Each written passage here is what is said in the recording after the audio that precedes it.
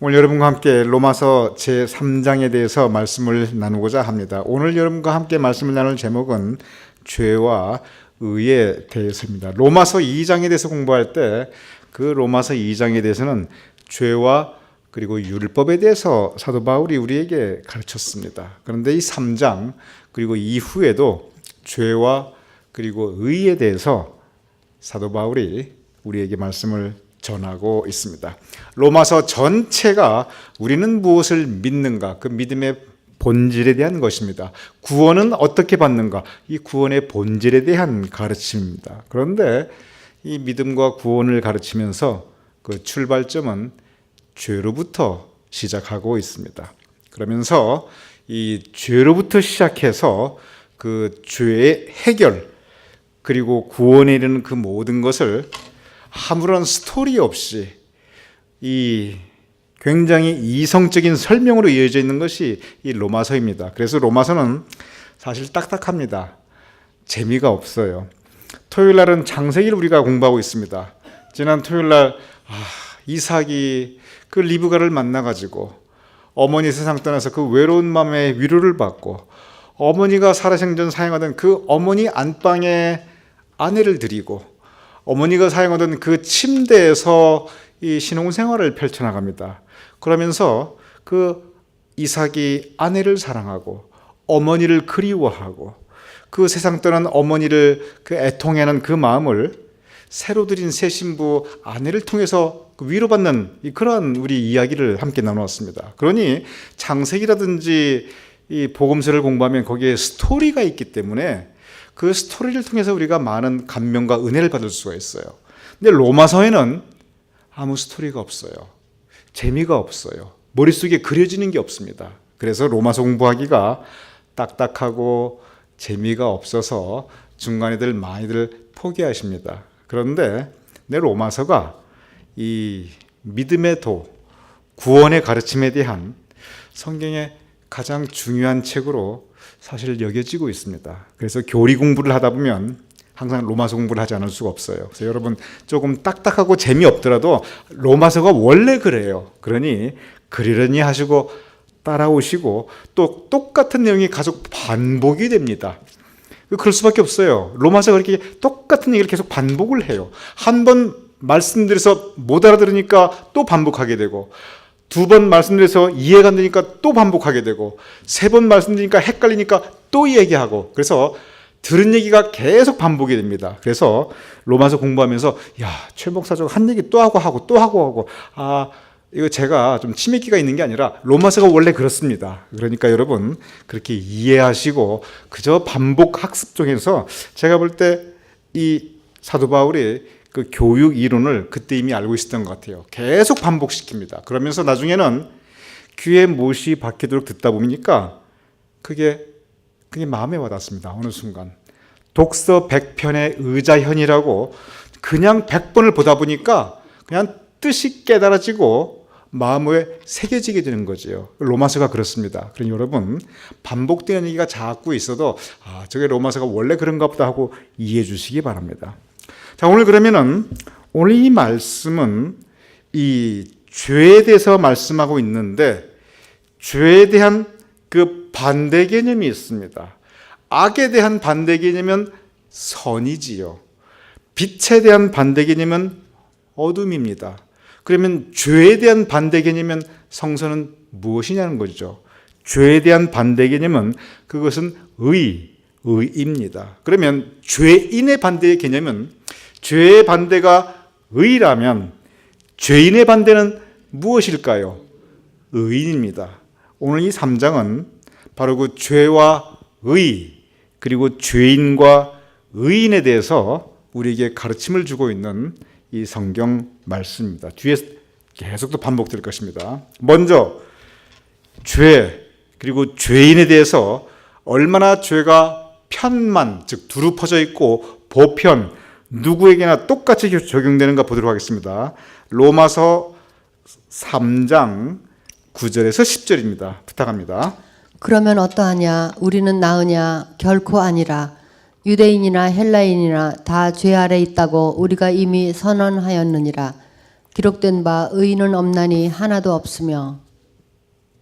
예, 감사합니다. 여기 보면은 유대인이나 헬라인이나 다 죄 아래 있다. 유대인들은 하나님의 은혜 가운데 거한다고 그들은 믿었습니다. 헬라인 즉 이방인들은 하나님의 은혜 바깥에 있다고 그들은 믿었어요. 그런데 유대인이나 헬라인이 다 도토리 키재기라는 거예요. 하나님 보시기에 뭐가 다르냐? 다 죄 아래 있다. 즉 죄가 편만 다 이렇게 퍼져 있고 보편 누구에게나 똑같다는 거예요. 그러면서 그 말씀을 이 율법의 구약의 말씀에 의지해서 의인은 없나니 하나도 없으며. 자, 의인의 반대가 뭐라고 그랬죠? 죄인이죠. 의인은 없나니 하나도 없으며. 이 말은 그럼 죄인이 어떻다는 거죠? 누구나 죄인이다. 그 의미예요. 이 죄의 가르침은 맨 처음 어디서 시작하냐면 죄가 무엇이냐? 이건 제가 창세기 할 때도 가르쳐 드렸고 로마서 처음 시작할 때도 말씀드렸고 그래서 죄가 무엇인가 뭐 또 반복하지는 않겠습니다. 한마디로 말하면 하나님과 떨어져 있는 건 다 죄입니다. 조금 더 다시 좀 잠깐 터치하도록 하겠습니다. 이 죄라는 것이 그냥 우리가 보기에 저 사람 좀 나아 보이고 덜 나아 보이고 그렇죠. 하나님 보시기엔 다 똑같고 해 아래 의인은 없나니 하나도 없다. 그러면 내가 어디에 속합니까? 내가 죄인에 속합니까? 의인에 속합니까? 나 역시 죄 아래 있고 그리고 죄인이라는 의미입니다. 여기에 보면은 이 초점이 어디에 있냐면 관점, 그 보는 관점이 어디에 있냐면 나입니다. 나의 초점이 있습니다. 나를 바라보는 겁니다.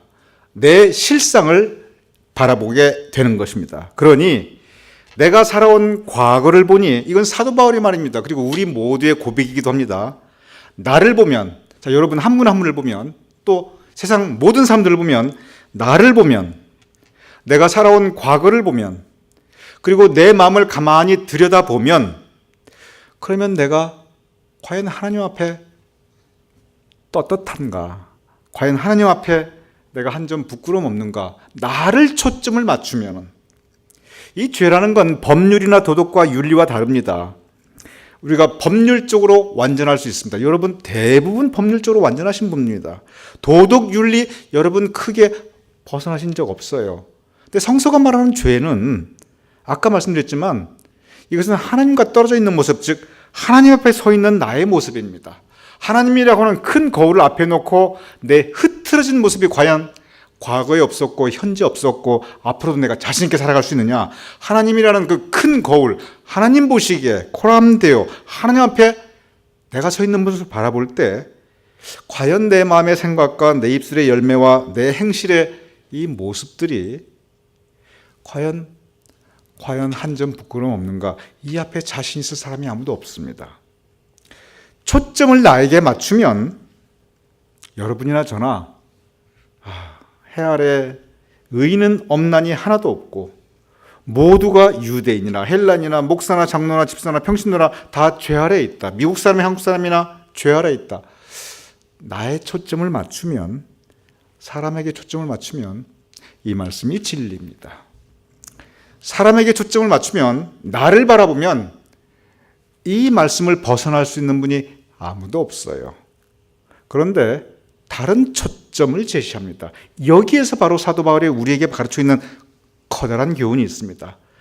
초점을 나에게 맞추면 우리가 모두 죄 아래에 있고 의인은 없나니 하나도 없는데 그러니 우리가 어떻게 할 수 없는 길이 아무것도 없는데 우리 모두 죄인으로 살다가 죄인으로 죽어야 되는데 다른 초점을 제시합니다. 바로 그것이 구원의 출발점입니다. 보도록 하겠습니다. 로마서 3장 23절에서 24절입니다. 모든 사람이 죄를 범하였음에 하나님의 영광에 이르지 못하더니. 예, 잠깐 스탑하겠습니다. 자, 모든 사람이 죄를 범하였음에 하나님의 영광에 이르지 못하더니 초점은 나에게 있을 때입니다. 사람에게 맞출 때 모든 사람은 죄인이고 죄 아래에 있고 의인은 없나니 하나도 없으며 이것이 여러분과 저의 죄의 현실입니다. 자, 그런데 다른 초점, 다른 현실을 제시합니다. 계속 읽어주시기 바랍니다. 그리스도 예수 안에 있는 속량으로 말미암아 하나님의 은혜로 값없이 의롭다 하심을 얻은 자 되었느니라. 예, 감사합니다. 여기 보면은 지금까지 초점이 나였는데, 인간이었는데, 그래서 죄의 편만과 보편을 우리가 보게 되는데, 그런데 새로운 초점 뭐냐면 그리스도 예수입니다. 우리가 예수님으로 초점을 바꾸게 될 때 예수님의 속량, 즉 우리의 죄를 속량, 죄값을 대신 갚아주셨다는 뜻입니다. 무엇으로? 십자가의 피 흘림으로. 십자가에 달려 돌아가심으로 우리의 죄를, 그 죄값을 대신 갚아주셔서, 그래서 하나님의 은혜로 값 없이, 우리가 값을 낸 게 아니에요. 죄의 값, 삭은 사망이라. 죄값은 우리가 죽어야 돼요. 그런데 우리는 한 거 없는데 하나님의 은혜로 의롭다 하심을 얻은 자가 되었느니라. 여기에 보면은 우리가 의로운 자가 아니라 의롭다 하심을 얻은 자라고 기록되어 있습니다. 이 단어 표현 하나하나가 굉장히 중요합니다. 영어에서도 이 may라는 단어가 들어가는 거하고 그 다음에 뭐 should가 들어가는 거 굉장히 뜻이 달라집니다. 마찬가지로 이 부분을 조금 더 우리가 보도록 하겠습니다. 23절을 보면은 모든 사람입니다. 시작이. 24절을 보면은 그리스도 예수입니다. 23절을 보면 사람이 죄를 범하였습니다. 24절을 보면 그리스도 예수 안에서 하나님의 은혜로, 그리고 모든 사람이 의롭다 하심을 받게 됩니다. 죄가 용서함을 받고, 그리고 죄의 반대가 의인데, 죄인인 우리가 예수 그리스도의 십자가의 피공로의 그 속량, 그 대속, 대신 우리의 죄값을 치러 주심으로 인해서 우리가 값없이 의롭다 하심을 입은 자 되었다라고 기록되어 있습니다. 여기에 의로운 자는 뭐냐면 본질적으로 우리가 의로운 사람들의 뜻입니다. 그럼 우리가 가능하냐? 불가능한 거예요. 의로운 분은 오직 하나님이십니다. 여기서 우리가 의로워서 의로운 게 아니고 하나님께서 우리를 의롭다 하심을 얻은 자로 우리를 인정해 주신다는 것입니다. 즉 다시 말씀드리면 우리가 여전히 죄인인데, 우리가 여전히 죄의 속성을 가지고 있는데, 우리가 여전히 우리의 마음을 들여다보면 죄의 모습이 있고, 우리가 앞으로 아무리 거듭나고 구원받는다 할지라도 앞으로도 우리가 완전하게 살아갈 자신이 없는데, 그렇게 부족하고 죄 앞에 나약한 우리를 하나님께서 그래도 인정해 주신다는 것입니다. 그의 은혜로. 마치 아무리 부족해도 그 부모가 자식을 내 자식으로 인정하고 감싸고 포용하듯이 하나님의 은혜와 사랑으로 우리가 부족하고 우리가 죄인이지만 그래도 우리를 자녀로서 인정해 주시고 의롭다 칭해 주시는 것, 바로 이 부분이 하나님의 구원의 은혜입니다. 좀 더 보도록 하겠습니다. 그 부분을 좀 더 구체적으로 설명합니다. 이 로마서 전체적으로 보면 하나 설명하고 그 다음에 부연 설명하고 그 다음에 또 부연 설명하고 나중에 딱 결론을 내리고 그런 부분이 참 많습니다. 좀 더 구체적으로 설명하는 모습을 보도록 하겠습니다. 3장 25절입니다. 이 예수를 하나님이 그의 피로써 믿음으로 말미암는 화목제물로 세우셨으니 이는 하나님께서 길이 참으시는 중에 전에 지은 죄를 간과하심으로 자기의 의로우심을 나타내려 하심이니. 예, 감사합니다. 계속 죄와 그리고 의라는 단어가 계속 나타나고 있습니다. 이 로마 4장 자체가 죄와 그리고 의에 대해서, 죄인과 의인에 대해서 우리에게 가르치고 있는 것입니다. 죄인이 어떻게 의인이 되느냐? 바로 이것이 로마 4장, 그리고 어찌 보면 로마서 전체의 주제입니다. 우리가 죄인인데 어떻게 의인이 될 수 있는가? 우리 힘으로는 안 되는데, 결국은 하나님의 은혜인데, 예수 그리스도의 능력인데, 바로 그것을 계속 다른 말로 표현하고 있습니다. 25절을 다시 한번 보도록 하겠습니다. 이 예수를, 예수님이 어떤 예수인가? 하나님이 그의 피로, 예수님의 피로써 그 믿음으로 말미암는 화목 제물로 세우셨으니, 이 화목 제물이 뭐냐면 구약에 어떤 사람이 죄를 지었을 때 그러면 그 사람을 탁 어떻게 그냥 사형시켜가지고 그렇게 하지 않고 그 사람이 소나 양이나 염소나 비둘기를 가져오면 그 형편에 따라 그러면은 그 짐승에게 그 사람의 죄를 대신 씌우는 의식을 합니다. 그리고 그 짐승을 죽이고 그 짐승이 그 사람의 죄를 대신 지고 죽는 제물이 그것이 바로 화목 제물입니다. 그래서 영어로는 어토먼트라고 되어 있어요. 어토먼트라는 뜻이 뭐냐면 바로 아까 말씀드린 그 속량 대신 값을 치러줬다, 그 뜻입니다. 그래서 예수 그리스도를 화목제물로 세우셨으니 이게 무슨 뜻이냐면 이 하나하나가 굉장히 좀 아까 말씀 지루하고 딱딱하고 재미없는데 근데 이 단어 하나하나에 참 깊은 뜻이 있어요.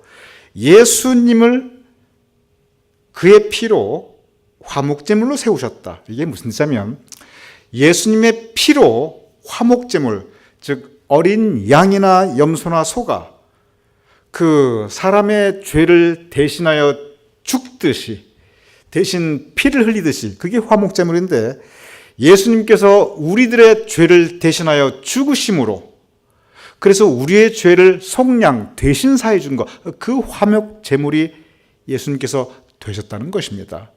그래서 이는 그것은 하나님께서 길이 참으시는 중에 무엇을 참자면 여러분을 참으시고 저를 참으시는 겁니다. 우리가 지난 토요일 날 아브라함에 대해서 함께 공부하였습니다. 아브라함이 아들 낳기까지 참 고생 많았습니다. 그럼 제가 여러분께 여쭤보았습니다.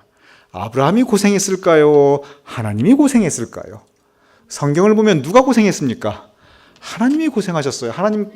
하나님이라고 이렇게 없으셨겠어요? 다 참아주시고 말썽 피우면 그 뒤처리 다 해주시고 계속 아브라함은 사고치고 말썽 피고 다니고 하나님은 그 뒤에서 다 정리해 주시고 얼마나 속 터지셨겠어요. 그런데 여기 보면 하나님이 길이 참으시는 중에 아브라함을 끝까지 참으십니다. 하나님께서 아브라함을 참아주셨는데 제가 그렇게 말씀드렸죠. 하나님 고생 많으셨습니다. 누구 때문에? 나 때문에. 하나님께서 여러분과 우리 한 분 한 분을 참아주셨습니다. 그것도 많이 참아주셨고 길이 참아주셨습니다. 언제까지? 지금까지 참아주셨어요.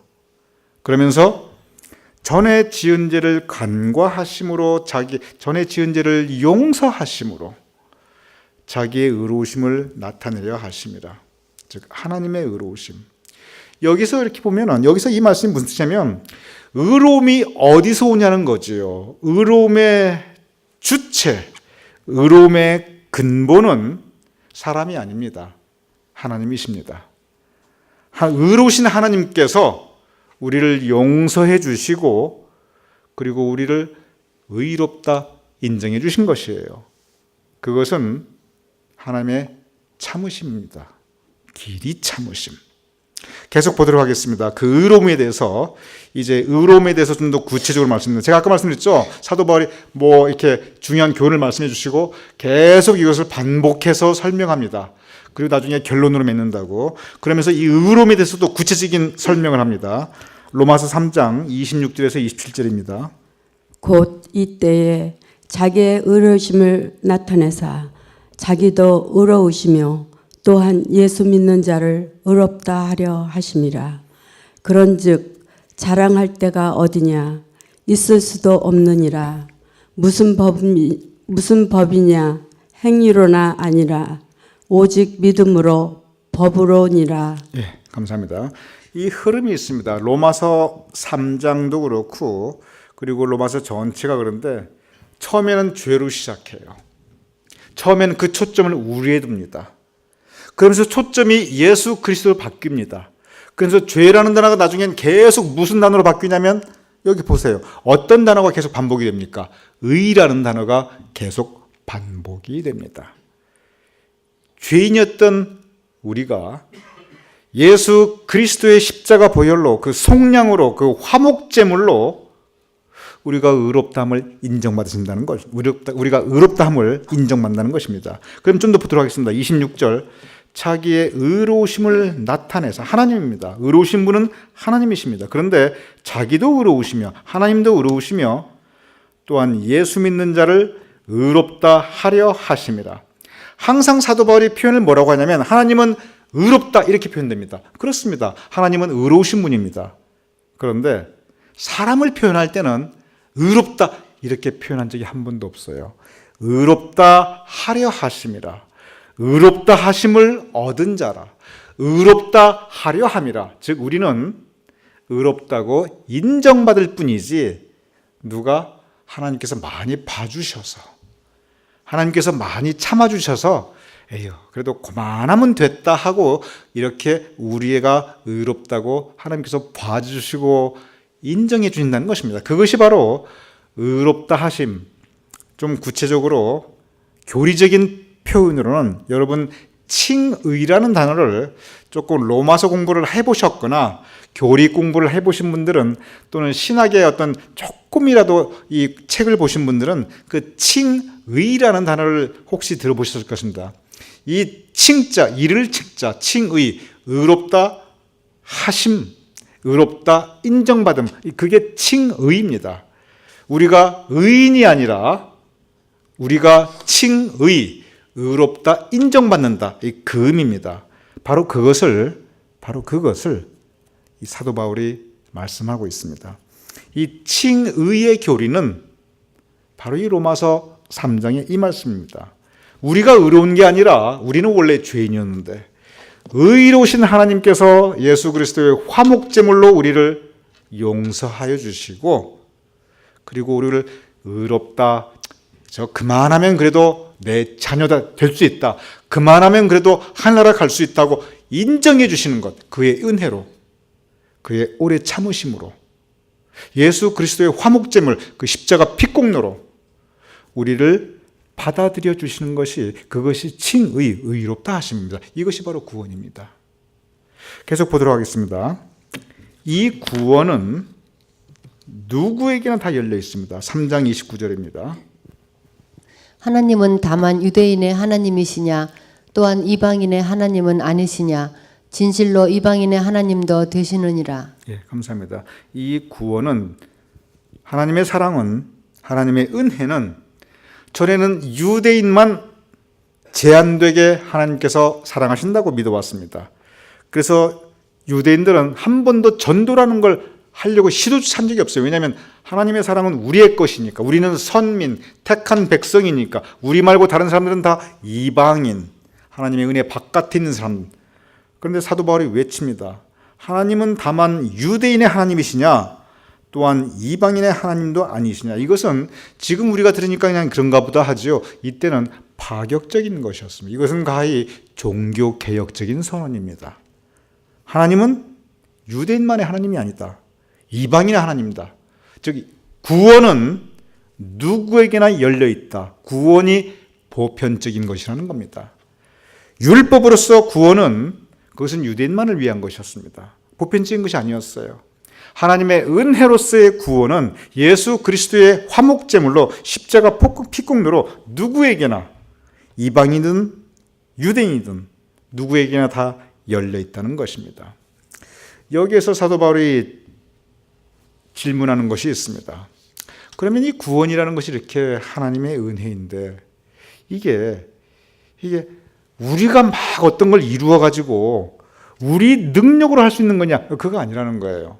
계속 행위가 아니다. 그 말은 뭐냐면은 27절도 보면 행위가 아니더라 되어 있는데, 이제 다시 한번 띄워주시겠어요? 3장 26절에서 27절 저기에 보면은 27절에 보면은 그런즉 자랑할 때가 어디냐? 있을 수가 없느니라. 우리가 용서함 받고 우리가 구원받은 거 그걸 우리가 자랑한다? 있을 수 없다는 거예요. 무슨 법이나 행위가 아니라는 겁니다. 여기 이 말씀 뭐냐면 우리의 공로나 우리의 능력이 아니라는 겁니다. 내가 이만큼 했으니 그거 아니고, 우리의 능력, 내가 이만큼 이루었으니 그거 아니고, 모두 은혜라는 겁니다. 믿음이라는 것은 예수 그리스도의 십자가 피공로를 믿고 하나님의 은혜를 믿는 것입니다. 즉 믿음으로써 하나님의 은혜로서 예수 그리스도의 십자가 피공의 그 능력으로 우리가 구원받는 거지 어떤 법이나 공로나 그가 아니라는 겁니다. 그러면서 바로 이 구원은 모든 사람들에게 열려 있다는 것을 가르치고 있습니다. 여기에서 우리가 생각해 볼 필요가 있습니다. 이 죄의 문제를 구약에서는 율법으로 해결하려고 했습니다. 율법이 뭐냐면 하라 하지 말라. 아주 단순하게 도식화시키면 그 두 가지예요. 이거 하라, 이거 하라, 이거 하라. 이거 하지 말라, 이거 하지 말라, 이거 하지 말라. 아주 도식화시키면 율법은 그것입니다. 즉 행위로서 우리의 그 구원의 문제, 죄의 문제를 해결하려고 했어요. 사도 바울은 안 된다는 겁니다. 행위보다 더 중요한 게 있는데 그것은 마음이에요. 그 마음의 생각이 어떤가?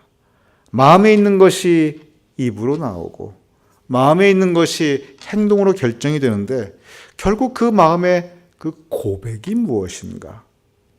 그러면서 이 계속 믿음을 이야기하는데 그러면 이제 유대인들이 얘기하는 그리고 사도 바울이 이 질문하는 부분이 그래요. 그러면 율법은 어떻게 되냐는 거죠. 그럼 율법은 아무 쓸모가 없느냐?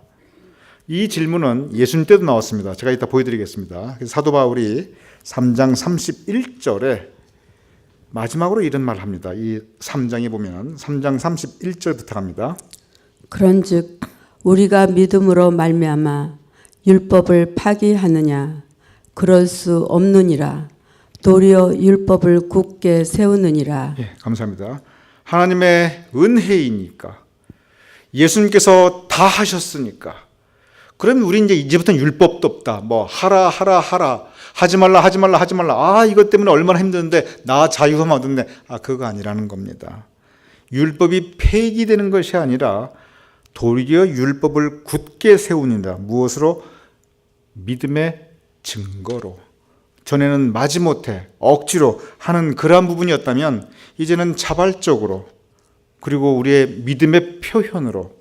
그래서 율법이 파기되는 것이 아니라 오히려 율법을 완성되는 것을 사도 바울이 가르쳤습니다. 근데 제가 이제 여러분 함께 말씀을 나누겠지만 이것은 사도 바울의 독자적인 가르침이 아닙니다. 많은 경우 이 사도 바울의 가르침은 예수님께서 이미 말씀하신 것을 이렇게 형이상학적으로 논리적으로 그리고 철학적으로 사람들이 특히 이 그리스 로마 문화권의 사람들이 알아듣기 쉽게 설명했을 뿐입니다. 다 이미 예수님께서 하신 말씀이에요.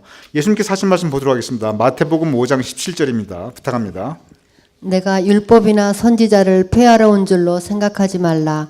폐하러 온 것이 아니요 완전하게 하려 함이라. 예, 감사합니다. 이 말씀과 아까 방금 사도 바울이 하였던 로마 말씀과 뭐가 다릅니까? 너무 똑같지요. 예수님께서 율법을 폐하다. 나는 오히려 완전하게 하러 왔다. 사도 바울이 그런즉 우리가 믿음으로 말미암아 율법을 파기하느냐? 그럴 수 없느니라. 오히려 율법을 굳게 세우느니라. 사도 바울은 굳건하게 예수님의 말씀을 전파하고 있습니다. 사도 바울이 굉장히 유식하게 얘기하는 것 같은데 현학적으로 얘기하는 것 같은데 그거 가만히 들여다보면 이미 전에 예수님께서 쉽게 얘기한 거 이미 예수님께서 여러 번 얘기하신 거 다 그 얘기예요. 사도 바울이 예수님의 가르침을 절대로 벗어나지 않습니다. 이게 무슨 뜻이냐면은 이 율법이 하라 하지 말라 근데 그 다음에 뭐가 따라오냐면 그 다음에 뭐가 따르면 예외 없이 안 해야 될 거 하고 해야 될 거 안 하면 그 다음에 징벌 조항이 따라옵니다. 옛날이나 지금이나 법에는 항상 처벌 조항이 따라와요. 요거 어기면 이렇게 된다. 형법 요거 어기면 뭐 어떻게 된다. 민법 요거 어기면 뭐 배상을 어떻게 해준다. 이게 처벌 조항이 항상 따라옵니다. 이 하나님의 원래 목적이 율법을 세운 원래 목적이 원래 처벌이 아니에요. 사람 벌 주게 하려 한 것이 아닙니다. 원래 목적은 하나님의 백성이 하나님의 백성답게 살게 하려고 하는 거예요. 그러다 보니까 하나님의 백성은 이렇게 살아야 된다. 하나님의 백성은 저렇게 살아야 된다. 근데 이것이 나중에 가다 보니까 이 율법보다도 이 처벌에 더 사람들의 관심이 가게 됐습니다. 그래서 율법이 오히려 족쇄가 되게 되었어요.